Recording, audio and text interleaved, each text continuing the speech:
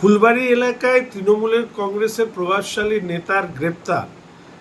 আর তার কারণ ব্যাখ্যা করতে গেলে প্রথমেই যেটা বলতে হয় সেটা হচ্ছে যে দেখে মনে হচ্ছে মাননীয় মুখ্যমন্ত্রী প্রথমবার শপথ নেওয়ার পরে 2011 সালে তারপরে তিনি বিদেশ ভ্রমণে গিয়েছিলেন। 13 বছর পর তিনি ফিরলেন এবং ফিরে এসে জানলেন যে তৃণমূল কংগ্রেসের নেতা জনপ্রতিনিধিরা এই জমি দখল, হকারদের কাছ থেকে বসিয়ে পয়সা নেওয়া থেকে শুরু করে নানাবিধ দুর্নীতিতে তারা জড়িয়ে, এবং তারপরে পুলিশকে বললেন এবং পুলিশ বাধ্য ছেলের মতন যারা একসময় নেতাদেরকে সুরক্ষা এবং দুর্নীতিতে সহযোগিতা করে অর্থ কামানোকে অভ্যেসে পরিণত করেছিল, তারা তৃণমূল কংগ্রেসের নেতাকে গ্রেপ্তার করলেন।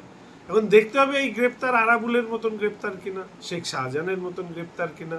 এই গ্রেপ্তার পুলিশ বা সিআইডিকে দিয়ে অপরাধীদেরকে একটু আড়াল করে রাখা এবং জনগণের মধ্যে ইমেজ বিল্ড আপ করার জন্য এই গ্রেপ্তার কিনা, কারণ এগুলো অনেক কিছু ভাবার বিষয় আছে। ফলে এইটুকু শুধু বলবো যে প্রতিটি ঘটনার উপরে আমরা লক্ষ্য রাখছি, এবং এর পাশাপাশি এটাও ওই এলাকায় এই প্রশ্নও উঠেছে, উনি ওই এলাকার বেতাজ বাদশাহ, তার সম্পদ মনে হয় অনেক রাজা মহারাজার থেকেও বেশি।